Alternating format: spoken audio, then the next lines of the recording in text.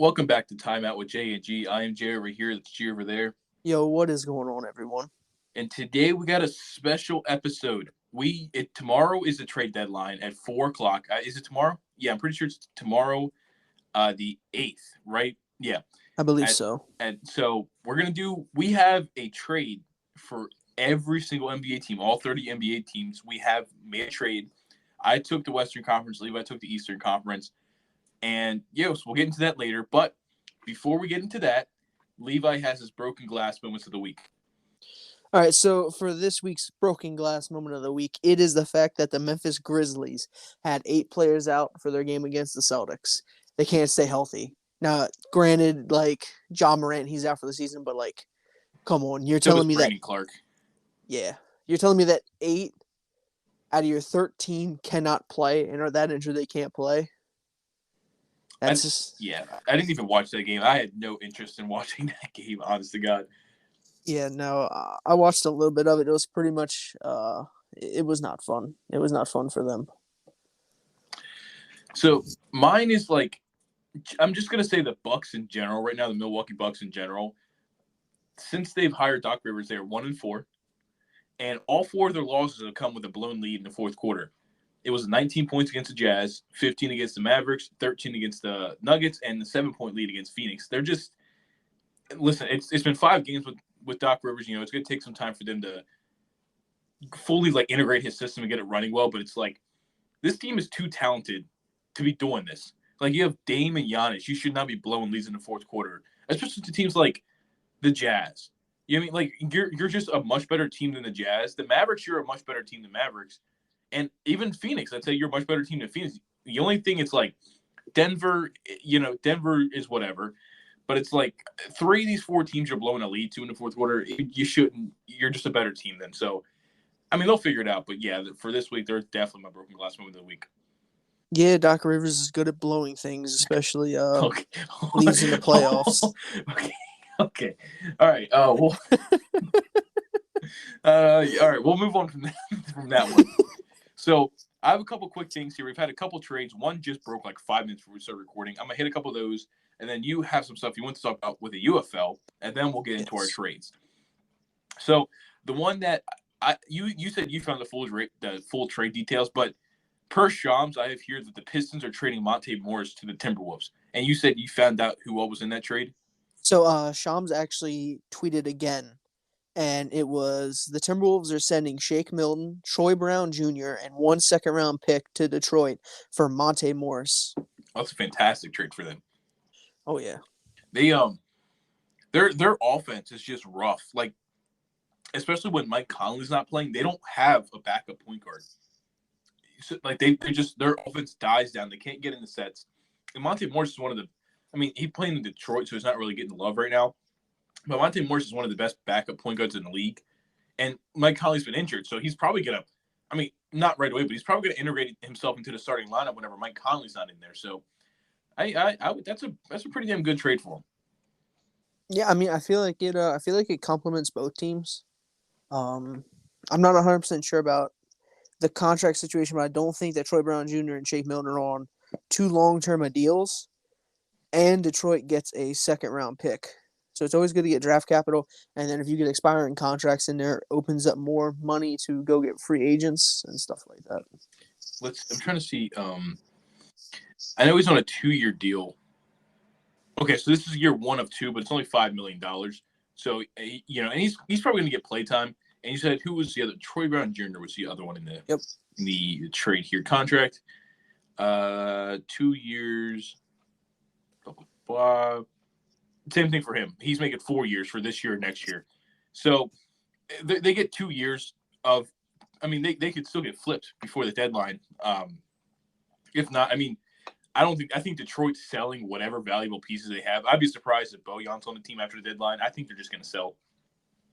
Yeah, because Bojan could be a very good asset to a contending team. 100%. So, I mean, that, like I said, we had a little trade there. There was another little trade in – this one included the Memphis Grizzlies team we were just talking about and your Boston Celtics. So it says here the Celtics are sending a 2027 second-round pick via Atlanta, a 2030 second-round pick via Dallas to the Grizzlies. And the Boston Celtics are getting back Xavier Tillman. He's like a forward/center. So how do you feel about that? I mean, I'm not mad about it. It's just that if we were gonna go out and get someone, I wish we would have went out and got someone that can shoot. Tillman is having a kind of off season shooting the ball. Now maybe he could turn around, or maybe big brain in this. Maybe they brought him in as extra salary to match, let's just say, like Kelly Olynyk. There have been ties to the Celtics and the Celtics trading for Kelly Olynyk. Maybe getting him was just to beef up that salary cap room to match Olynyk's contract. I mean, it could be. I don't. I mean, yeah, he averages about 1.5 threes a game. He shoots 22%. You're not really getting a stretch 4, stretch 5. I think it's more depth for the center spot for you guys. I mean, he's 6'8". I mean, personally, I haven't seen him play. I don't know how athletic he is, or anything like that. But I don't know. It'll be interesting if they keep him and he shows out. Good for him. It's kind of like when we traded for Mike Muscala. I think it was last year or the year before. Just a little bit of depth. He'll give you, on this Celtics team, he's probably going to play. He's going to give you 10 to 15 minutes of just solid defense. Like he's going to be a guy you can actually put in as a backup center. He's a little smaller at 6'8", but it's like when you have guys. I mean, the Celtics have a pretty big team in general, with Brown, Tatum, Horford, Porzingis. So I mean. I think him being 6'8" won't really be much of a problem with that team. Yeah, I just don't really. I don't know. It's just kind of weird right now for me because I didn't really expect them to make a move, and I mean this wasn't that big of a move because they didn't give up any of the core pieces, which I'm kind of cool with. But yeah, I don't think they're gonna. I don't think they would. No, I don't think they're gonna do anything with the top 7. The only person I could see realistically on the move is Peyton Pritchard. Yeah, but that's what I said. Like, what value? Yeah, that's what I said. Like top 7. It's Hauser, Porzingis, White, Holiday, Brown, Horford, Tatum. So the next one here it's just kind of a rumor from Chris Haynes that acquiring Andre Drummond from the Chicago Bulls might require 3 second-round picks, or maybe a team might be willing to give one first-round pick for Andre Drummond. I mean, cool. I don't know if I'm giving a first-round pick for a backup center. Let's be honest. Most teams are going to be backup center.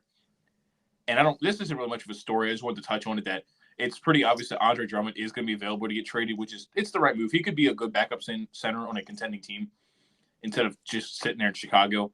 So, I'm trying to think what teams could use.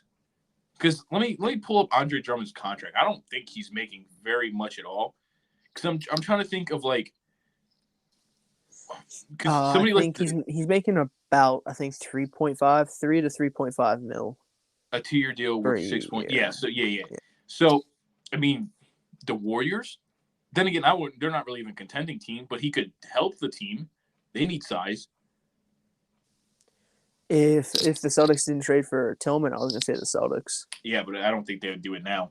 No, they wouldn't unless they incorporate Tillman in a trade. But I don't know why you'd get him just to flip him. Yeah, who knows? So the other thing was that a mystery team has reportedly offered the Toronto Raptors a first-round draft pick for Bruce Brown, per Michael Grange. According to a leak source, the Raptors are asking for and have been offered a first-round pick for Bruce Brown, who is earning $22.5 million this season and has a team option on his deal for $23 next season. That's a lot of money. I'm gonna be honest, and I don't think Bruce Brown has performed like they expected him to this season. I'm not 100% sure. I don't know the stats, and I haven't really watched any Raptors games. Well, he was on the Pacers to start the year, and he's part of that Pascal trade. I think his value. I mean, he's been pretty good. I'd say he's been pretty good this year. His real value is going to be on a winning team. So I think him in Indianapolis, like him playing for the Pacers, he was good. I mean, it's $22 million, but it's like you're getting a high quality role glue guy, and I think he was really well in that Pacers team.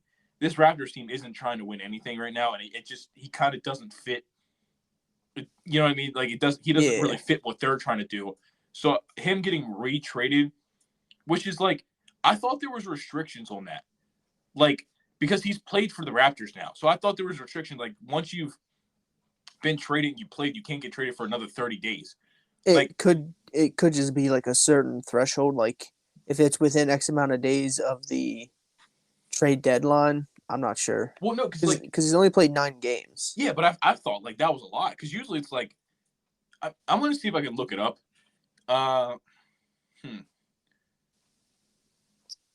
Like how can a NBA player get retraded? I guess I don't. I'm trying to think here. So I know the extension twice thing. The same season. Yeah, hold on. I'm seeing if I can talk about it here.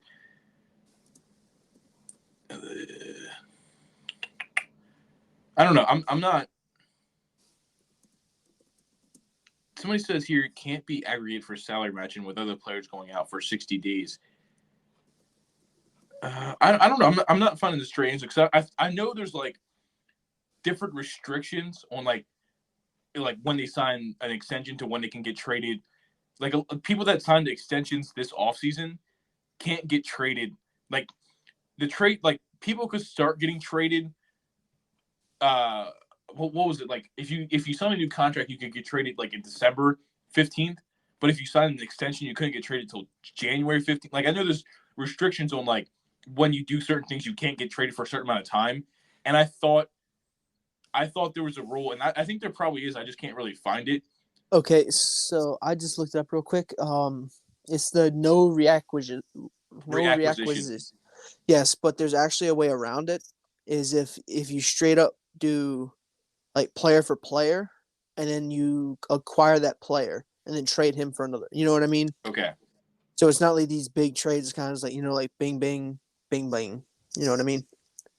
As like straightforward player for player, then player for player. That's what it seems like. But interesting. So I mean, I since he's in the rumors, I'm assuming he can be traded. I just always thought it was like, I thought if you were gonna trade for a player then retrade him, I thought it had to be like right away.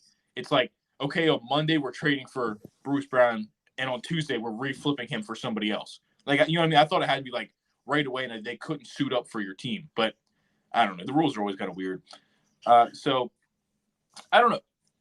The Knicks would be a good spot, but then they already have Dante DiVincenzo and Josh Hart, which are, I mean, kind of similar guys. So it's like, I don't know what contending team would trade for them, but they'll find. I don't know. Something will happen, whether it's picks or a player or whatever the case may be. So my last little report here is the Lakers just doing what they do best, and it says the Lakers are reportedly optimistic about their chances of acquiring Donovan Mitchell this summer. I don't know what, like, I just can't wrap my why. Obviously, like, he's a great player, so that's why. But he's under contract. He has next season and then another player option for $37 million. He's probably gonna take. I mean, I don't know why he wouldn't take it. That's just that's like when the whole thing was going around about like Paul George, Kawhi Leonard, and I forget the other player. So the Lakers are going to form this big four, and they're going to take over the league. It's just like I don't see that happening. It might have been. Yeah, I just don't see that happening. Where are the Lakers freeing up $34 million to trade for him? Like D'Angelo Russell? You'd have to probably give up D'Lo, Hachimura, Reeves, maybe. Maybe Christian. It would take a good amount of players to even out the salary to be even. Let me have a chance at Let me see here if I can. Can I look at it for 2024, 2025? Because they said this summer. So 37 mil. D'Angelo Russell 17, Ruiz 15. So that's coming to about 17.3 and 15.7. So that's looking at about 34. million right there. So you need to maybe then Jared Vanderbilt or Torian Prince. That'll make the money match with one of those two, Vanderbilt or Torian Prince. So we're giving you D'Lo, Rui Hachimura, and probably Jared Vanderbilt. And then, I mean, in theory, that's not a bad trade, but the Cavs are gonna try and pinch out a draft pick or two if possible. What the hell? But What still, business do the Cavs have wanting D'Angelo Russell? I don't know. They're not going to want. They don't want D'Angelo Russell. They're not going to want Rui Hachimura. They're not going to. There's nothing that like the contracts might match, but there's nothing here that the Cavs will be like, oh, we'll give up Donovan Mitchell for it. Yeah, especially because like they're like, what are they? They're I had it up here. Like they're 14-1 in the past 15 games. They're one of the hot. They're literally the hottest team in the league right now. They're trying to win a championship. They're the two. They took over the 2 seed from the Bucks. So it's like, why am I trading Donovan Mitchell when we're at the 2 seed right now? I don't know. I don't know. Then again, it did say this offseason. Well, yes, but it's like still, even if you finish this season as like the 3-4 seed and lose in the second round, why am I resetting by trading away Donovan Mitchell? I don't know. It's just cannot the Lakers answer that for you.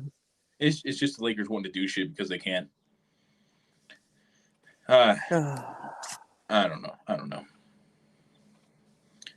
But that's all the rumors I had there today. It's the 2 little trades that happened. And if anything breaks during the episode, I will, make sure to stay on top of it if I can. But you said you had some stuff about the UFL, so I'm going to let you take over and talk about that. Alrighty, so I believe it was last year, the XFL and the USFL agreed on a merger. So there's going to be 8 teams in the league. There's going to be 4 teams in the USFL division. It's the Birmingham Stallions, the Michigan Panthers, the Memphis Showboats, and the Houston Roughnecks. Now, in the XFL division, there's going to be these 4 teams: the DC Defenders, the San Antonio Brahmas, the Arlington Renegades, and the St. Louis Battlehawks. Now, the top 2 teams from each division will play against each other for like the division or conference championship. Mm-hmm. And then the winners of those games will go on to play in, like the league championship game. Right. So now they actually announced their season opener, their kickoffs. On March 30th, the Stallions are going to be at the Renegades on 1 p.m. on Fox. Okay. It's going to be Battlehawks at Panthers at 4 p.m. on Fox. And then on March 31st, the Sunday, it's going to be the Defenders at the Brahmas at 12 and the Showboats at the Roughnecks at 3 p.m., both on ESPN. It's going to be, I think, CBS, Fox, ESPN, FS1. And there may be like a couple other stations that are going to be covering the games, but I'm pretty sure it's basically going to be like CBS, Fox, and ESPN. So that's pretty cool. I can confidently tell you I will not be there. I don't know. Maybe people like me are the reason it's failing, but it's like I'm not really going to get invested and take this seriously until we know it's like it's serious. Yeah. I might watch a game or two this weekend, just tune in and watch something, but we're going to see. We'll see how it goes. You never know with these things. I don't know. Oh, apparently it's from last night. I was scrolling here. Referee Tony Brothers had to leave today's Bulls-Timberwolves game early after suffering an Achilles injury. Okay. Oh, okay. I mean, refs are people too, I guess. Yeah, damn. Rip. Well, not rip. Holy shit. I didn't mean to but like R.I.P. his Achilles. Yeah, that's crazy. But yeah, was there anything else there with the UFL you want to talk about? Isn't that the one? You said the Rock owns it, right? The Rock is part owner of the XFL. And then the XFL and the USFL merged. So he's technically still a part owner of it. That's right, yeah. I mean, hey, if we can, I think it's a good, second chance league, maybe. Or honestly, I wouldn't mind over the next few years it turning into a minor league like baseball has. Yeah. Maybe it's instead of going to college, you can go from high school into this UFL, and it's like I said, it's like a farm system for NFL now, where it's like you can play there a Yeah. couple years, kind of like the NBA has started to do with the G League the past couple years, where you can go straight to the G League and then get drafted. I think it'd be kind of cool because it's like it gives people an opportunity. Like you can still obviously go to college, or with the what because now NIL deals everything, and that's kind of what they did with like the G League. So you can instead of just going from high school to college, you can go get paid right away. Well, not like I said, now you can get paid in college. But if I'm like a 3-star and I'm like, oh, I'm not going to get an NIL deal in college, I can go straight to the UFL, get a salary, get paid, and then just kind of be scouted by NFL scouts for a couple seasons. Yeah, I mean, it's not a bad idea, and I don't know. I like the idea of having another kind of football league, Yeah. especially when it's not played like during college football and the NFL. Yeah. It's like kind of like in that gray area to where the NFL is over. You pretty much just have basketball. It's because like if you want to watch something else, because obviously your team doesn't play every single day or have a real consistent schedule on the days that they play. I don't know. I'm interested in this. And I you really said am. when does the season start?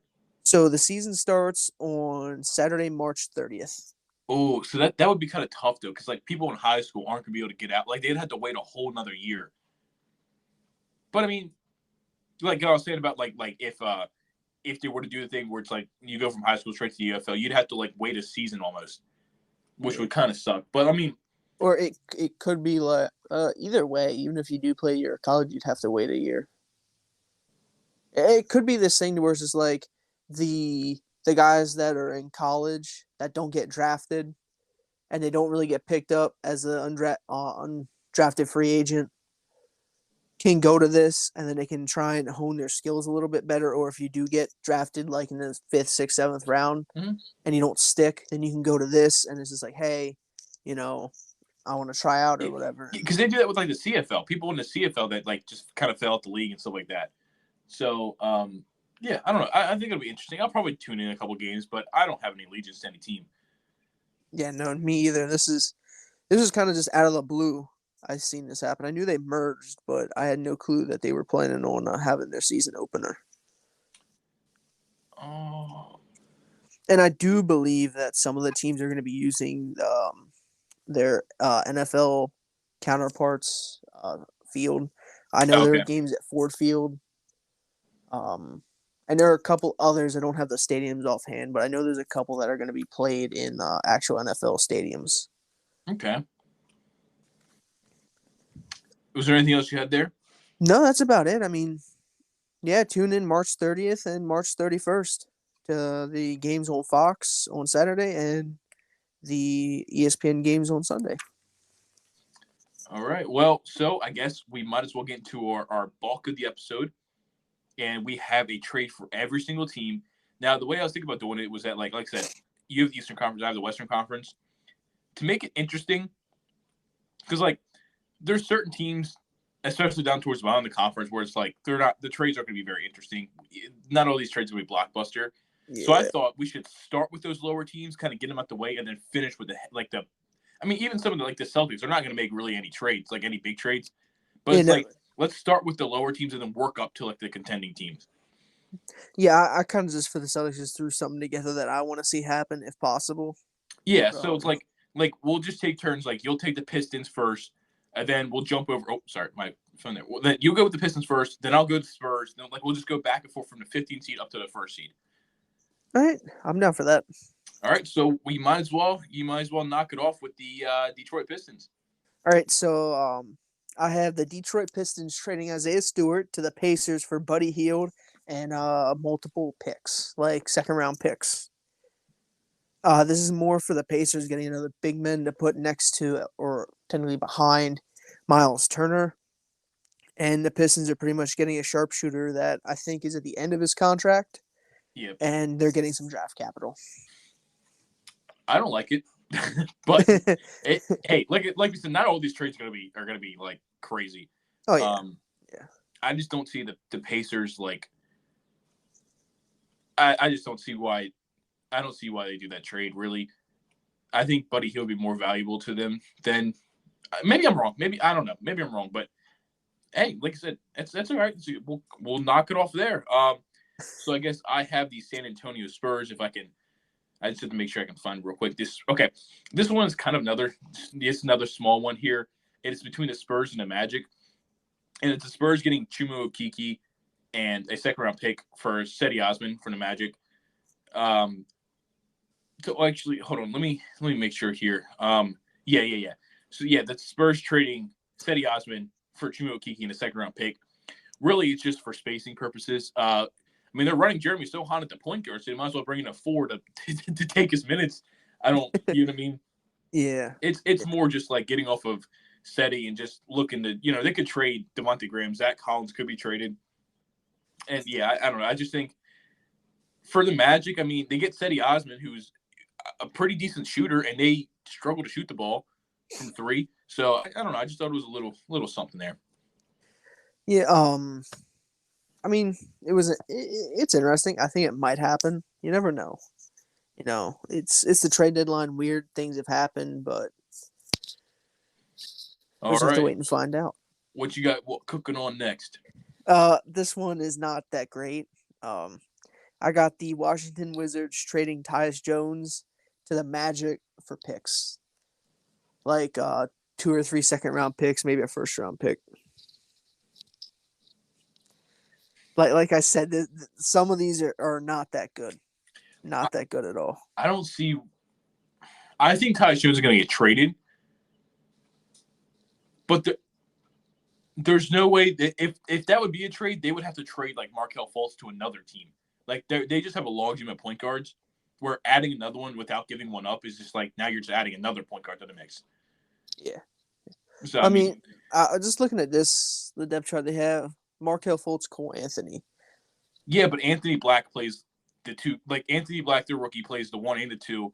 Jalen Suggs can play the 1 and the 2. Like they have 4 legitimate guys that can take minutes there. So now you're at the fifth one at Titans.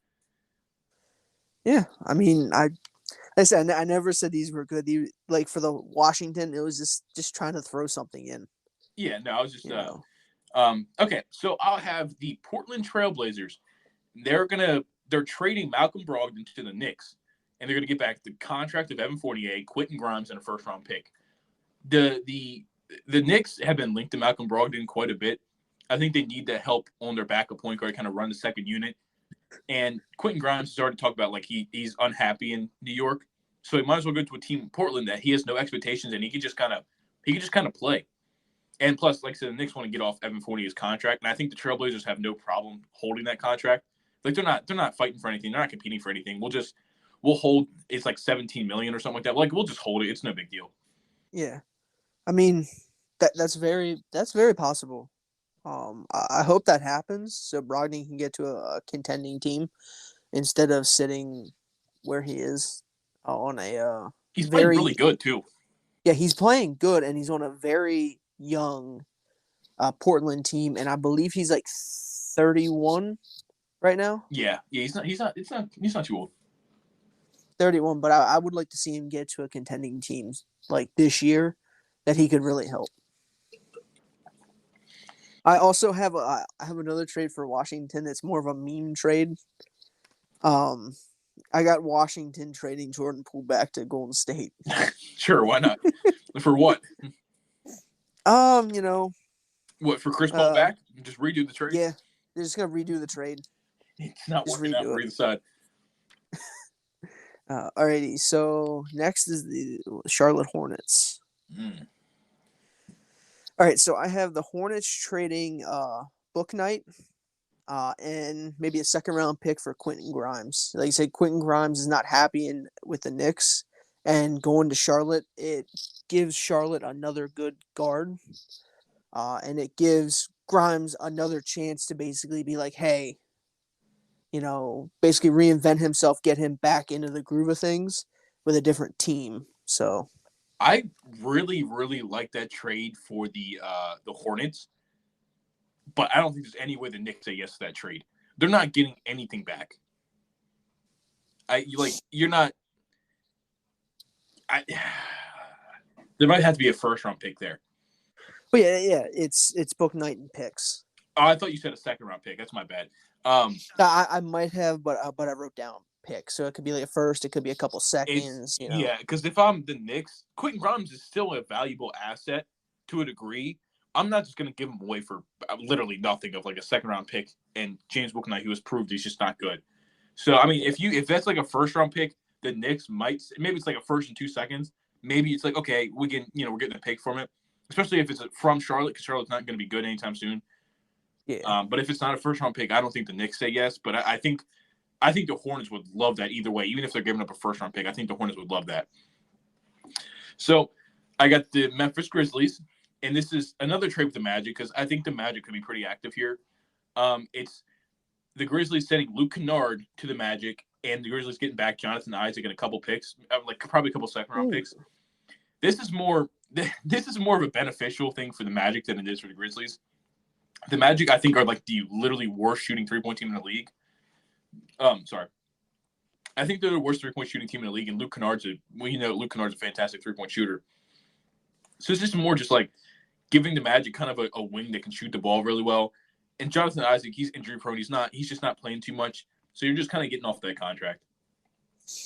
Yeah, I mean, Jonathan Isaac he had so much potential coming in, and then the injuries just derailed him so much. Then he missed like two or three seasons. Yeah. Plus, I mean, for the Grizzlies, it's like we're just getting a body. We're getting somebody that can play basketball. Well, never mind. You're kind of bringing somebody injury prone anyway. But it's I'm pretty sure I know he's definitely like. Let me see if I can. There it is. I know his contract's not very much, and I don't think it's even. How much more has he got? He's got one more year next year, but it says non-guaranteed.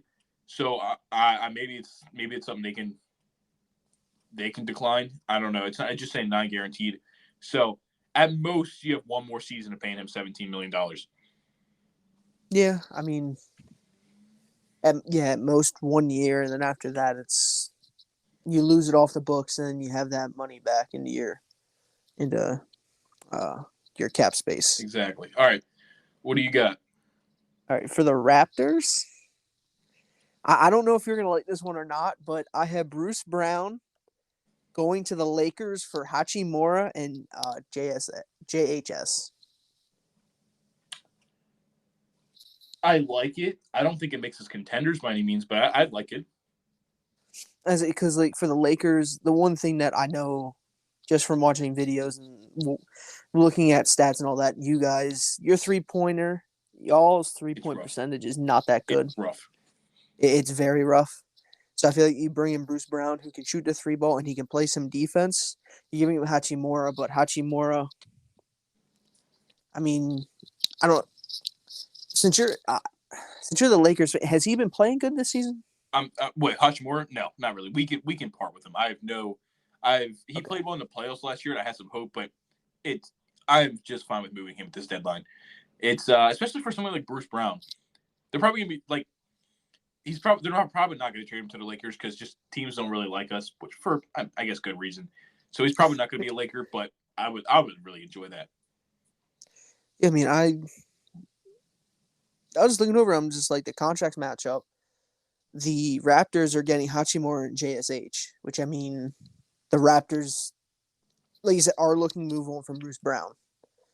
So yeah, I mean, I think that's realistic. Hood Schifino hasn't been very good this year, but it seems like players flourish once they leave the Lakers. So maybe him just going to a team and like everybody I know, or not that I know, but everybody I hear talk about their time on the Raptors, they love playing in Toronto. So maybe him going to Toronto would just be great for him. And so I actually that's probably one of the best ones so far. I think it's doable and it's pretty good for both sides. I got kind of a big one here. Well, yeah, kind of a big one for the Rockets, right? I have a Rockets trade here, and they're going to trade. They're trading him. They're trading Jalen Green. Okay. Oh, okay. Jalen Green, Tari Eason, and 2 or maybe 3 first-round picks to the Brooklyn Nets for Mikal Bridges. Ooh. Yeah.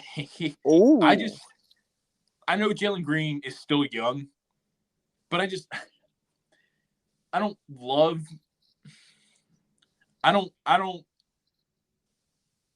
I'm trying to think. Like, I know the Nets have said they're not trading him. I think it's kind of more of a facade than it is anything else. But if you're the Nets, if I'm trading Mikal Bridges, I'm going young, and you're bringing in Jalen Green, who's basically just Cam Thomas but better, um, and then Tari Eason, another young forward. It's like for the Nets, I think it's literally just like trying to get young, trying to find young, fun pieces. For the Rockets, I don't see a reason they can't push for the play-in. Maybe they don't want to, but they brought in veterans with they brought in veterans with Fred VanVleet, Dylan Brooks. Bring in like kind of he's not a star, I would say, but like an all-star caliber player, Mikal Bridges. You might be able to push for a play-in. I mean, they're not that far out of 10th with the Jazz. I think they're only like 2, maybe 2.5 games behind the Jazz right now for the 10 seed. And so plus, they're not that far off. Like I said, the Nets said they want 5 first-round picks, or they turned it down. They're not going to get it. But, I mean, 3 first-round picks, Jalen Green and Tari Eason. That's 3 first-round picks and 2. Like, they're both like 21, 22. You're getting 2 insanely young players and 3 first-round picks. I don't think you can get much better than that if you're the Nets for Mikal Bridges. Yeah, no, you can't really do much better than that. Alrighty, so for my Brooklyn Nets, this one is a weird one, I will admit, because of the person involved. So I got the Nets parting ways with Dorian Finney-Smith and maybe some picks for Tyus Jones and some picks. The reason I have the Nets getting Tyus Jones is because they do have Spencer Dinwiddie, but Dinwiddie, I believe, is towards the back end of his contract, and he's getting a little older. You know what I mean? So I don't really see them extending him. And then you bring in Tyus Jones, who I believe has I don't want to say this. I think he has the best assist to turnover ratio this season so far. He very much could. But I'm not 100% sure. So the Nets would bring in a good floor general point guard to help out and run that offense and get it moving better. This is Dinwiddie's last year of his contract. Yeah, so you're basically parting ways with Dinwiddie and you're bringing in Dorian Finney-Smith, but you could also just do the trade where it's Dinwiddie for Tyus Jones, and then Washington gets him off the books next season. After the season, didn't Dinwiddie play in Washington? I'm like pretty sure. I could have swore. I remember him in a Washington jersey. He did 2021. I thought so because he was awful. He was dreadful for Washington. I remember that before he went to Dallas. Sorry, I just like for some reason that was just like in my head. I'm like, I've seen that before. Yeah, I don't know how you remember that. I'm gonna be honest. Dude, listen, I just be watching basketball. I don't know what to tell you. I'm a casual compared to this guy, apparently. Listen, you just got to step up your game, man. I don't know what to tell you. So, let's see here. I mean, again, if the Nets are going all in, I like the Tyus Jones pickup. But if they're selling, I don't like it. You know what I mean? I think it just depends more on what they're doing. But, yeah. So, I had the Golden State Warriors. Are you good over there, man? This one's kind of funny. This is kind of why I'm kind of chuckling about it, right? Warriors are trading Chris Paul, Tracy Jackson Davis, and 2 first-round picks to your Chicago Bulls for Nikola Vucevic and Alex Caruso. Ooh. Ooh. That's cooking right there. They need perimeter defense. And what does Alex Caruso do? Play some damn good perimeter defense. Alex Caruso can play your 4 spot. It's like having a shorter Draymond Green out there. They're probably damn near the same size, actually. I think Alex Caruso is less likely inclined to try and fight somebody on the court. Which is probably what you need if you're the Warriors. Somebody that's not going to go like that. Yeah. And Vucevic, it's the Vuce. I don't know if I love the fit there. I really don't the more I'm looking at it. But, like, Kevon Looney just hasn't really been it this year for them. They need more. Tracy Jackson Davis has been pretty decent as a rookie. But it's like, or young player. So it's like, they need to move Chris Paul. He's hurt. That little experiment's just not working right now. They're 20 and 24, I think, or they're around that. They need to move him. the Bulls are kind of in the situation where it's like it also depends what the Bulls are doing. Like if the Bulls are selling, this is a good trade. But if they're like buying, they don't want an injured Chris Paul. So it's like, but I think if they're trading Vucevic and Caruso, that probably means they're selling in my eyes. You know what I mean? Yeah. Like, so I think if the Bulls commit to a full sell, well they can't trade Zach LaVine now, but like DeMar DeRozan, Vucevic, Caruso, bring in an older contract for Chris Paul. Let he's not going to play. Let Kobe White take over the team, and Kobe White and Patrick Williams just take over the team. Yeah, I mean that I could very well see that. Because I mean, we've talked about this a lot. The fact that the Bulls should be and need to be selling right now because they have good assets that they can get a lot of draft capital and other players for. But I don't know why they just don't see it like that. Maybe they know something we don't know, but I don't know why they're not selling right now. Well, I don't know. Alrighty, so I guess it's time for the Atlanta Hawks. Now, this one is kind of weird, but the Atlanta Hawks are trading DeJounte Murray to the Pelicans for Trey Murphy. I think it's Trey Murphy the third, Larry Nance Jr., EJ Liddell, and the Pelicans have picks, so they can just throw picks in as they need to if they want to get this deal done. The reason I have DeJounte going to the Pelicans is because they have CJ McCollum, but I don't think CJ is a true point guard. You know what I mean? He may be playing well in that point guard spot, but in my opinion, he's not a true half court set point guard. You know what I mean? Yeah, I kind of like that trade.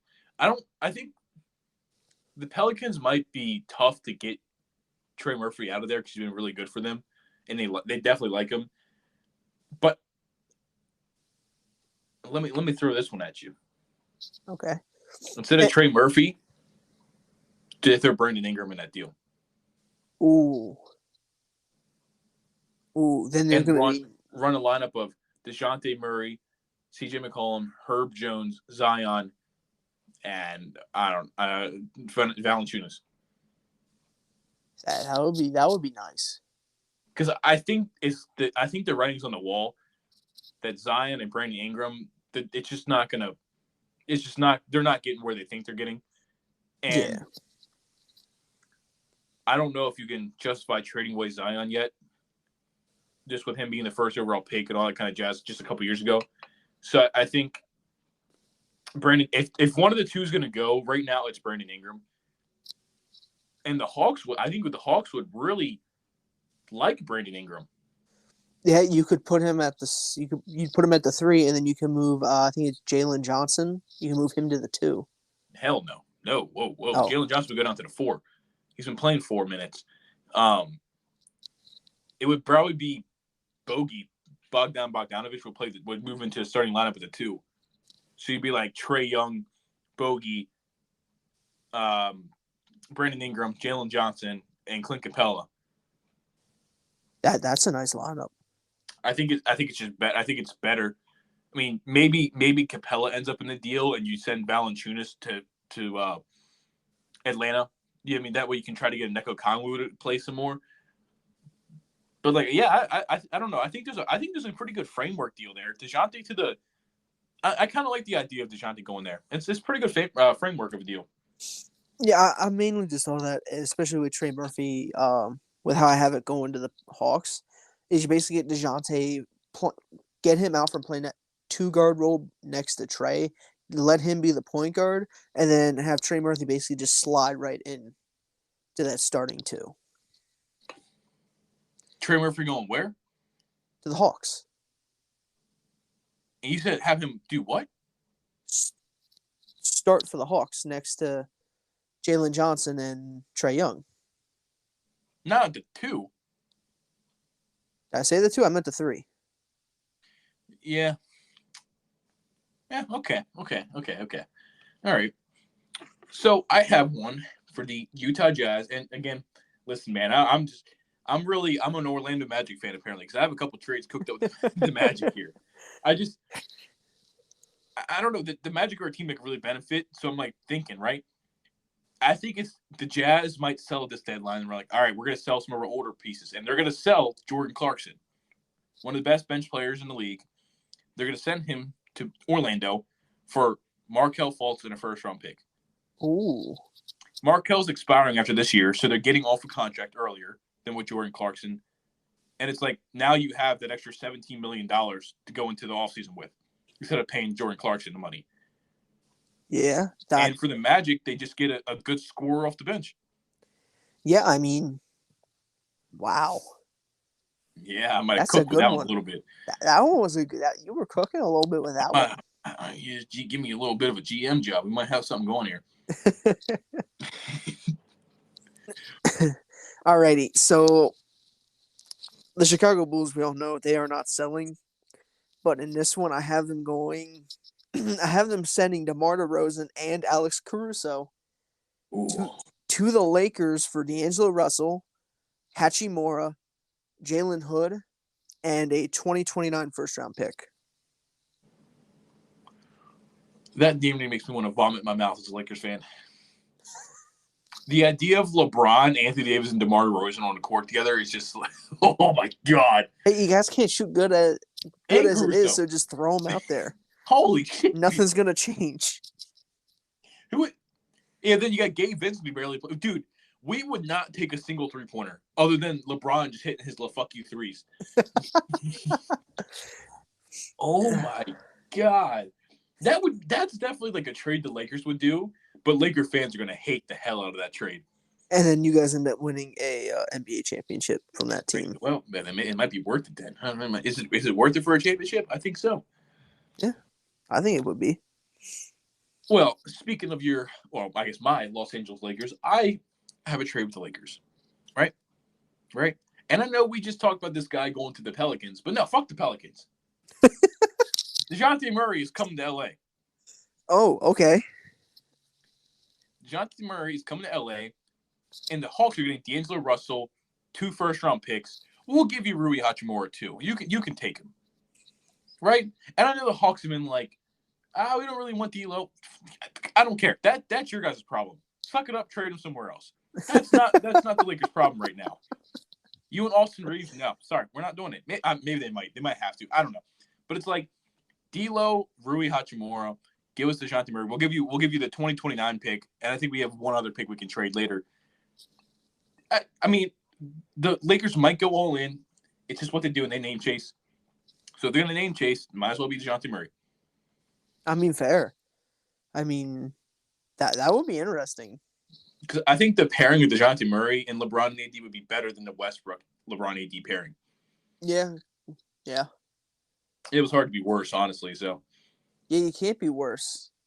I mean, I shouldn't say that. There's a chance that it could be worse, but it's very, very minimal. Yeah, please don't say that, please. Knock on wood. Yeah. Alrighty, so I guess I am on to the Magic. Alrighty, so I have the Orlando Magic sending Gary Harris and Chuma Okeke or Jonathan Isaac to the Hawks for Bogdanovich. What do you think about that one? I think that's really nice for the Magic.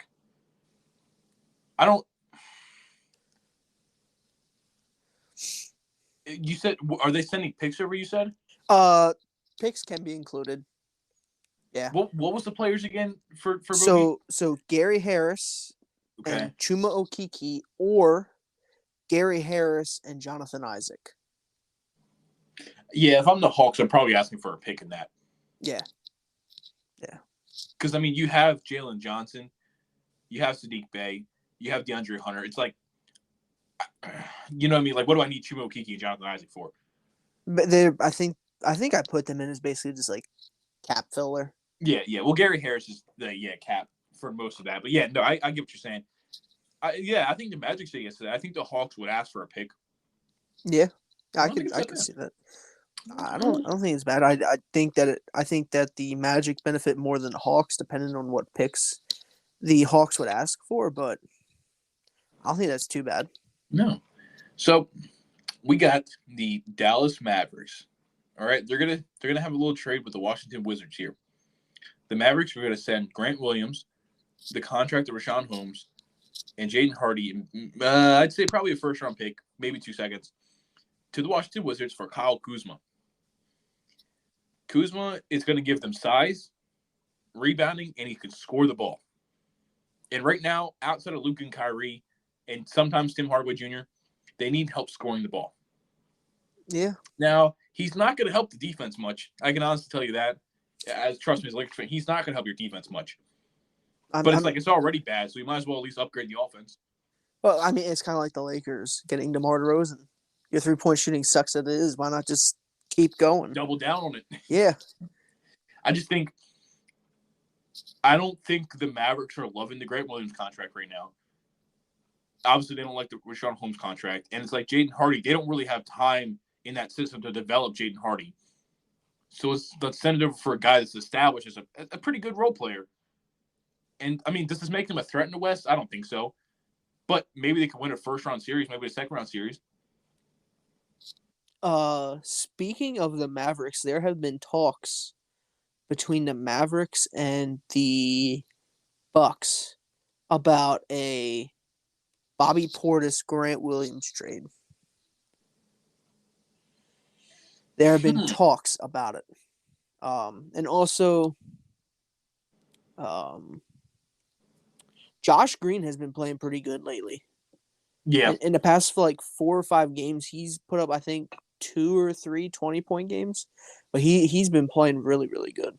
And I think, unfortunately, if the Mavericks really want to trade for a good piece, he's going to have to be included with that. Yep. There's not much else on that team that teams are going to the Mavericks don't have much on their teams that other teams are going to want outside of Josh Green. Yeah. So it's if they really want to make a splash move, Josh Green's going to have to be part of the deal. Which sucks because he's coming into his own lately. But if they want to get someone else or quote unquote if they want to contend now, yeah, or have a chance that they're gonna have to move him probably. Yeah, that's kind of the problem they're facing with Luka is that he's good enough to make them good, but they just don't have enough to make them great. So it's as long as you have Luka, you're going to be a damn near playoff team, guaranteed. So it's obviously we're not going to have a top pick, but it's Luka alone in this team isn't winning a championship. So it's we don't really have time to develop guys. If you're not an impact player, we need to move you for some guys that's going to help you win right now. Yeah, I mean it's going to be interesting to see what Dallas does, but I don't know. What do you got next? So, who do I have next? The Magic or the Heat? You just did the Magic. Magic, so I got the Heat. This one's a little interesting. I don't think this one is going to happen because they just traded for Rozier. But I have the Heat sending Duncan Robinson and Josh Richardson to Washington for Tyus Jones and Denny. Now, the Heat are probably going to have to throw a couple picks in there to be able to do that, but I don't think that's that bad. I like the Tyus Jones fit. I'm just not sure where Denny fits on a team. It gives them shooting. Yeah. And I think Jaime Jaquez is kind of taking that role there, that spot. But, I mean, it's never too bad, because they need all the help they can get right now. Oh, yeah. So, I mean, I like that. I mean, Duncan Robinson's been really good shooting the ball, so you're going to miss that shooting. They're going to miss that shooting. But that contract, though. Yeah. Yeah, you're right. That contract is very massive. You're right. It might not. Yeah, but now, like you said, now that they have Terry Rozier, it's how do we play Tyus Jones, Terry Rozier, and Tyler Hero? Yeah. Terry Rozier trade, I feel like this would be a possibility. I like it better pre-Terry Rozier trade. But post Terry Rozier trade, I'm not 100% sure that this is going to work. Because now you're damn near doing that for a backup point guard, which, I mean, it can be valuable. Oh, yeah. Because let's just say Rozier goes down, or last year, Hero went down and I think missed the entire playoffs. Yep. But that's a lot of what ifs. So, this is the second time I got to do it to you, man. I understand you just traded Tyus Jones to Miami, but unfortunately, he's coming to New Orleans. I have the Pelicans trading Larry Nance Jr., Jose Alvarado, and a first-round picks to the Wizards for Tyus Jones. Kind of like we were talking about with DeJounte Murray, can be the same said about Tyus Jones. Obviously, it's not as good, but it's like he's going to be your starting point guard next to CJ McCollum. He's going to help run your sets way better. Yeah, and that's pretty much all it is. It's just like I think they need a starting point guard. And I think Tyus Jones legitimately could be a starter. He's been mostly a backup point guard. I think Tyus Jones could be he was very good when Ja Morant was out. What was that, 2 seasons ago? And the Grizzlies were had an insane record without Ja Morant that year. It was because of Tyus Jones. He filled in fantastically. Yeah. I think you give him a talented team. The Pelicans have a very talented team. They have a lot of good players. And it's like you're losing Larry Nance and Jose Alvarado. Those aren't your impact players. Your Brandon Ingram, your Zion, your Trey Murphy, your CJ McCollum, or your Herb Jones. You're not losing any of them. So you're letting Tyus Jones run sets for guys. And I think Zion would love playing with Tyus Jones. Oh yeah. So I mean, I don't know. I don't know. That it's very interesting, and I feel it. Like you said, I feel like Zion would love that. But plus, I'm pretty sure this is the last year of his contract. So if it doesn't work, he's a free agent. Yeah, I think it's a 1 year, 15 mil or some. I think it's 14, but 14? Yeah. So I'm gonna be honest here. So the Pistons, one that I had, and I kind of did it alphabetically. And the Pistons and Pacers were right next to each other, and I kind of skipped over the Pacers. Oh my god! I'm be honest. The Pacers had their trade. They did Pascal Siakam. Yeah, so we'll call it that. Yeah, spicy Pete. We love you. Also, just to talk in the Pacers real quick, depending on what goes on with the 76ers, they 5 seed, and if the Knicks go through a little bit of a slump, maybe the 4 seed. That would be interesting. Pacers Knicks, yeah. Knicks would be a good series. That would be a good series. That would actually be a pretty good series. I think that could arguably the best. I feel like that could arguably be the best series of the first round. I would agree. Alrighty, so now the Suns. Nope, I just went. Didn't I not? Well, no, because I didn't come up with the Pacers. Well, then just okay, fine. Oh, yeah, okay, I'll go. I have the Suns. I don't like this guy. I really don't like this guy. But the Suns are trading Nasir Little, Josh Okogie, and 2 second-round picks to the Charlotte Hornets for Miles Bridges. Ooh. I think the Hornets are going to sell Miles Bridges, and the problem is that this is more just I was trying to find something for them. They need more help on the scoring end, maybe some decent defense, but and I'm pretty sure there's been talks in this already. And that's the only reason I really thought about this, because I thought I heard talks and rumors of this already. So I was like, let me just see if I can put this trade together. I'm gonna be honest with you, I don't really like the trade, but it's I've seen talks about it, so I just kind of work with it. Yeah, I mean that's not that bad. It's interesting because the Suns, they need more scoring from the outside of their big 3. Yeah. And if one of them are not on, and unless one goes for 60, it's going to be hard for them to win, especially come playoff time. Hell, even when one goes for 60, they still lose the game. Yeah, 62. Yeah. But, all right, go ahead and jump to your next team. All right, so my next team is the 76ers. Now, this is interesting in my opinion. But this is mainly going to be a salary cap match and then picks. So basically, the 76ers are going to send Morris Jr.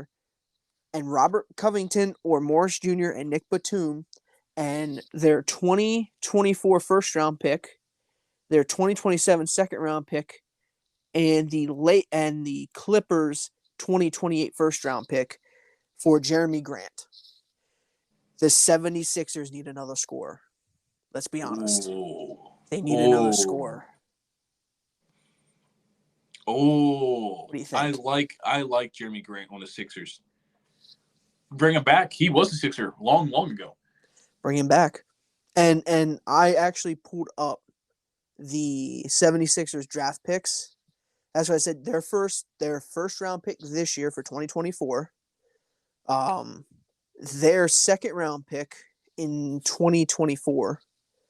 They have 2 second round picks in 2024, and then the Clippers pick in 2028.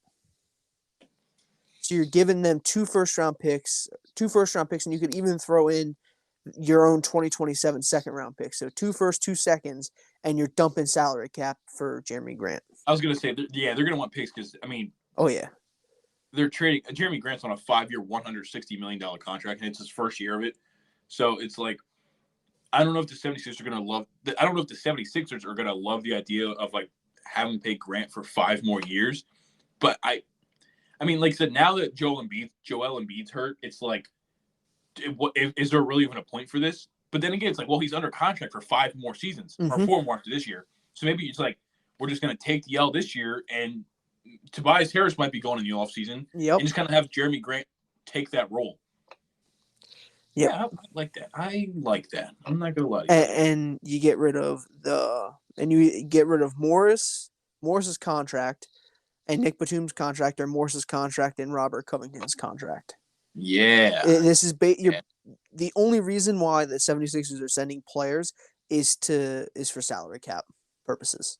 That's the only reason why you send in players. Other than that, 2 firsts and 2 seconds, I think the Blazers take that. Okay, I'm down with that one. I've been hearing rumors about that, and I like that. So we're going to go over to another LA team, the Sacramento Kings. And I have them. Listen, the Wizards, they're probably selling, right? So I have the Kings sending Harrison Barnes, Davion Mitchell, and a first-round pick. It might be seconds, but I think it's going to be a first-round pick for Kyle Kuzma. Ooh. Yep. I think you're basically just getting a better version of Harrison Barnes.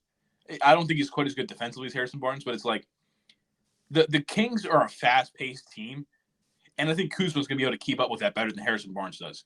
Yeah, and I'm pretty sure he's like 5 years younger. Yeah, and I just, like I said, I don't know if it really fixes anything other than like helping your timeline a little bit by getting somebody a little bit younger. You know what I mean? Like, I think it's just helping your timeline here. Oh yeah.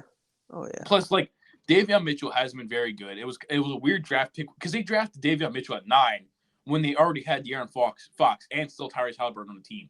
They drafted a backup point guard at 9. Yeah, I don't know. It's just it hasn't worked out for him, so you might as well trade him. Maybe he does well in the Wizards. Yeah, maybe he gets more minutes. Maybe Davion Mitchell could be one of these players that it's like he was a throw-in for the trade, but in 2 years we're like, oh shit, Davion Mitchell's like a starting point guard in this league. He's pretty good. Yeah. So, and I think you don't know until you take the chance on it. And it's like you already know you're trading Kyle Kuzma, so might as well try to get something in return. Yeah, that's not bad at all. I'd actually like to see that trade happen, especially I think Kuzma is younger, and I think he's a little bit better scorer than Barnes. Yeah. So just adding in that factor to that Kings team, that would be interesting. Heck yeah, man. That would be interesting. All right, now on to the Knicks. Now, the funny thing about this is you had the Trailblazers trading with the Knicks. I have the Knicks trading with the Trailblazers, and it's pretty much the exact same trade. Oh, man. It's pretty much Fournier, Grimes, and maybe some picks for Brogdon. Yeah, I just think it's such a good trade for both teams. They both get, kind of like what they want out of it. Oh, yeah. I mean, it just – when you said the Trailblazers and then you said the Knicks, I'm just like, there's no way. There's no way we pretty much draw up the exact same trade. Hey, it's that great. They should just do it in real life. That's what I'm saying. It might as well just do it in real life. I think it's a damn good trade. It is. Both sides benefit from it too. It's not a more leaning one side. I feel like they both benefit. It's a really good trade. All righty, with the Denver Nuggets, the reigning champion Denver Nuggets. This actually involves Quentin Grimes as well. It's Julian Strawther and a second round pick for Quentin Grimes. I don't know. I don't really all it is you're hoping for another score with Quentin Grimes, and he's better than Julian Strawther, so you're getting an upgrade there, obviously. And it's like you're just getting a score, and it's somebody, so you're not when it goes playoff time, you're just like, all right, Jokic is the best in the world, and we need Jamal Murray and MPJ, and we have to rely on KCP, right? And KCP is been pretty damn good in that role, but it's like you're just giving yourself another option, and it's like when it comes to Jokic has that effect that he just makes everybody better. Yeah, and I think Quentin Grimes would just really what's the word, like it was just I'm trying to think of the word I want to use here. Jokic would elevate Quentin Grimes' game. It's just there's certain players that have that gravity to them, and plus, hell, he's playing next to Jamal Murray and MPJ. Like defense, the last person they're gonna be worried about is Quentin Grimes there in the corner. He's gonna get a lot of open shots. Oh yeah, especially once he gets over there, it's gonna be very interesting, to say the least, on what goes on with how teams defend it. Yeah. All right. What do you got next? So my next is, I believe it's the Milwaukee Bucks. Okay, Accidentally exited out of something. So this is a hold on. I swear. Oh my gosh, professionalism went out the window. I am so sorry. I have the Milwaukee Bucks sending Pat Connaughton, Cameron Payne, Jay Crowder, Robin Lopez, and Andre Jackson Jr. to the Blazers for Malcolm Brogdon. Ooh. You're getting rid of pretty much Connaughton, and everyone else is kind of just fillers. Wait, you want Brogdon back? Okay. Yes.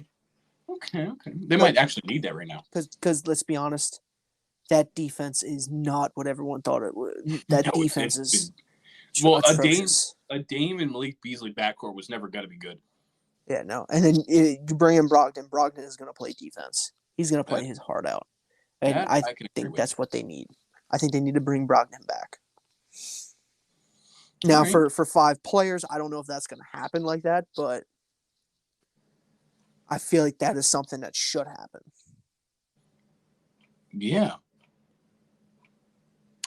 Okay, so my next trade is exactly what happened in real life earlier with the Timberwolves, getting Monte Morris for Shake Milton and Troy Brown Jr. I had that trade. Like, you might not want to believe me, but I had that trade before this shit happened in real life. So that was my trade for them. They need a backup point guard, and I said it when we talked about when I talked about the trade, is that when Mike Conley's not in the game, their offensive sets are awful. They don't have a backup point guard. Yeah. And like I said, damn well, Tyus Jones is one of the best backup point guards in the league. He has been for years.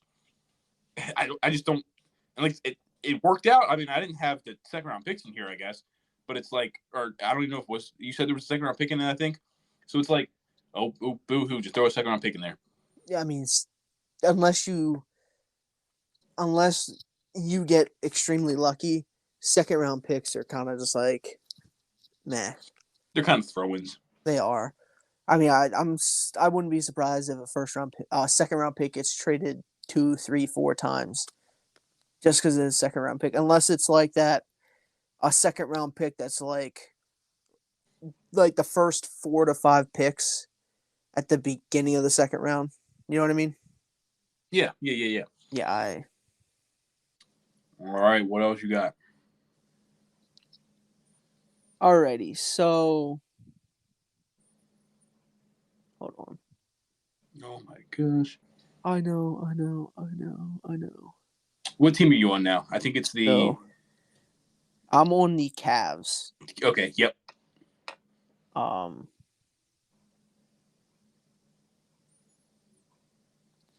be honest. I kind of just figured this team was really well put together, and they're gelling good right now, that I don't really see a trade happening. Okay. And also, who are you going to give up? Let's be honest. Yeah, that's a good point. Who are you really going to give up? And the only way I could see is if you just throw picks to someone. I mean, I don't really because out of your starting lineup is Garland, Mitchell, Struess, Mobley, and Allen. You know, off the bench you have It would be Struess because he's been Yeah. not quite as good as you would have hoped. But that's I just don't really see a trade happening, or if it is, it's basically the Cavs throwing picks to get a small forward or something like that. no, that's fair. I don't think there's really much they're doing there either. Sorry, I'll just jump over to the Thunder here. So, if there's one thing about the Thunder that you think they're still struggling in, I think most people would say size. They're a very small team, right? Right. Well, there's this young center that's pretty tall, right? And he's on a team that I think should sell this deadline. And I already traded their star player in an earlier pick to Houston.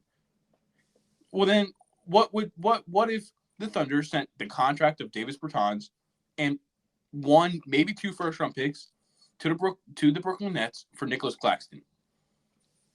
I like that.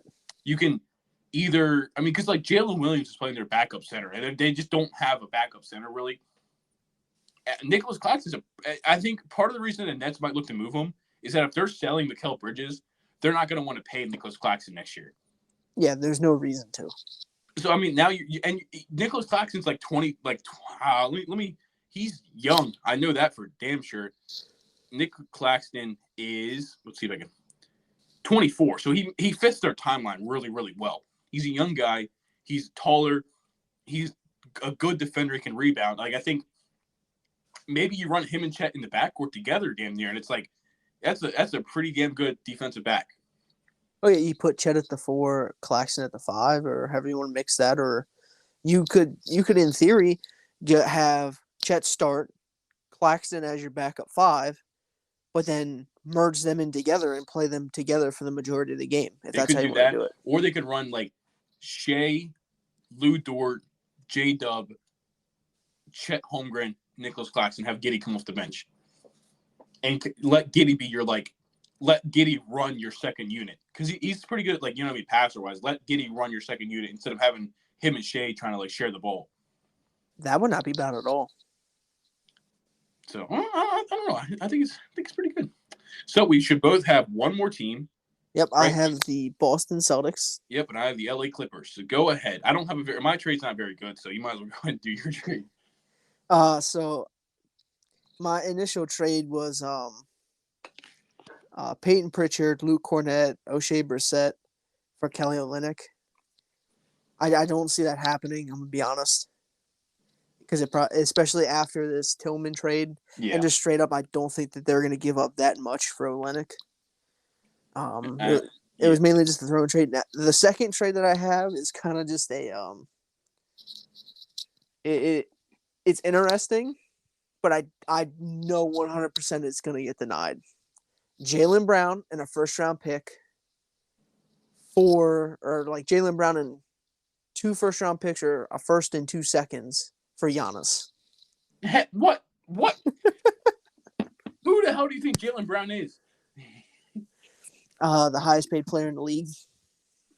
His skill set sure as hell does not match that. I can tell you that much. That's a fever dream. Holy shit, dude. Sorry, I want Giannis on the Celtics, dog. That's more like Jaylen Brown, Porzingis, and 3 first-round picks. Maybe. Maybe. That's probably still not even. You're probably sending your head coach. You're probably sending Joe Mazzulla over there. You're getting Doc Rivers back. Hey, last time we had Doc Rivers, we made it to the NBA Finals. So that's true. Fuck. Okay. Well, my last trade we have here is like I said, the LA Clippers. And the problem with the Clippers is that they don't really have many draft picks, so it's kind of hard for them to do any splash. Plus, they're so good. They're 24-6 over the last 30 games. They're so good. There's not really anything that they need. But the only thing I could think of is that when they traded for James Harden, they traded Robert Covington, they traded Nicholas Batum, Marcus Morris. They traded a lot of forwards. Well, there's a guy in Charlotte that pays a lot of money in child support every month because he got with basically a porn star. And I'm talking about PJ Washington. I'm sorry, PJ. So the Clippers are going to send PJ Tucker, who basically isn't playing. They're going to trade PJ for PJ. All right, PJ Tucker and his $250 250 shoe collection. Mason Plumlee and maybe a first round pick. It might be second round picks to the Hornets for PJ Washington. And like I said, PJ Tucker isn't doing anything for him. He's not playing really. Mason Plumlee, I guess, whatever, in a pick. But you're getting a forward that can play 15 to 20 minutes, can just be decent all around. He had a 40 or 50 point game earlier a couple weeks ago. Yeah. So, Yeah. you know, You never know. imagine having to guard James Harden, Paul George, and Kawhi Leonard, then goddamn PJ Washington drops 50 on you. It's like, what am I even gonna do with that point in time? What do I do? So it's like, I don't know. I don't think there's really much they're gonna trade. I don't even know if they're gonna trade at all. They're a pretty sound team right now, but just getting some depth at the small forward, power forward could work out. Yeah, that's not a bad trade at all. Thanks. That's not a bad trade at all. So, go ahead. I was gonna say with some of these trades, I feel like we were cooking a little bit. We might have been cooking on a few of them. A few of them we burnt the hell out of. We were not cooking. Oh But yeah. Oh yeah. some of them we were cooking up some dishes, I think. Bro, that Knicks Portland. I'm telling you, man. I'm telling you. Or That- the trade that I made that ended up happening in real life right before we started the podcast. Yeah. But yeah, that is our trade for every team. That's the official timeout with J&G trade for every team before the trade deadline. And I'm gonna just go ahead and check Twitter here real quick. I have post notifications on for like Shams and Woj, and I haven't got anything. I don't think there's been, unless it just hasn't popped up. I don't think there's been a single trade since we started. It does not look like it. So there'll definitely be more tomorrow. I did see from Shams when he was on the Kenny Beecham podcast. Shout out to them. He did say he thinks it's gonna be a pretty dull, a pretty tame trade deadline because there's no stars right now that are gonna be that one out other than maybe like a Mikal Bridges. Yeah. We're not gonna get last year like it was like Kevin Durant got traded. We're not gonna get that this year, which kind of sucks because I just like seeing things change like that. Like I think it's really cool. You know what I mean? But not every year can be fantastic. So it might be kind of a boring one this year, but it is what it is. Hey, I mean, I'm pretty sure the NFL trade deadline was boring too. Yeah, those usually are. The NFL is more off-season trading.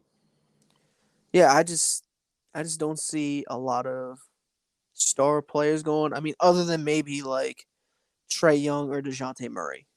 Yeah. Or, I don't. Or Bridges from the Nets. Like it. The only way you see a name like that getting traded is after weeks or months. Yeah. And like honestly, even the Trae Young trade talks have been kind of slowed down. I think it's going to be, like I said, I think it's going to be either DeJounte Murray or Mikal Bridges. That's like the two big names that are going to get traded. I mean, we should have some more big names like Alex Caruso. Oh, you're right. Voos, that basically almost the entire Bulls starting lineup. But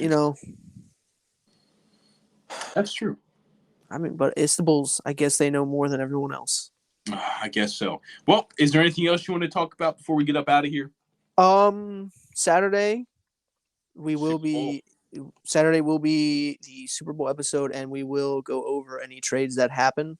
Yeah, we'll talk on it. We'll. Yeah, honestly, we're gonna go over any trades that happen, and then we're mostly gonna be talking about the Super Bowl. Yep. Also, not gonna lie, I don't know how you feel about it, but the Pro Bowl nowadays kind of poop. I didn't even watch it. I'm not gonna lie to you. I did not watch a single second of it. I've watched minuscule amount of it. I'm disappointed. It's poop. At this point, I don't even know if we should do anything anymore. I like the idea of like the skill challenges and stuff like that. 'Cause I think it's cool to see. But I mean, honestly, it seems like all the players enjoyed the flag football game more than they did the last couple years of the actual game. Yeah. So it's cool. It's just I just have no interest in watching it. Like, if it's more fun for the players, then that's cool. It's whatever. I just don't have any interest in watching it. I mean, I don't know. It's weird. The whole Pro Bowl thing is weird because for years it was always the game where you would wear, like the AFC jersey and you your own team's helmet, and for years it was like that, and then all of a sudden it's just like And they moved it. You remember, like, It used growing to up, be in Hawaii. it was in Hawaii until like 2016, 2017. I actually read recently, I think yesterday, they're tearing that stadium down, Aloha Stadium, because Really? ever since I think it was December 2020, they stopped any type of sporting events in there because the University of Hawaii used to play there.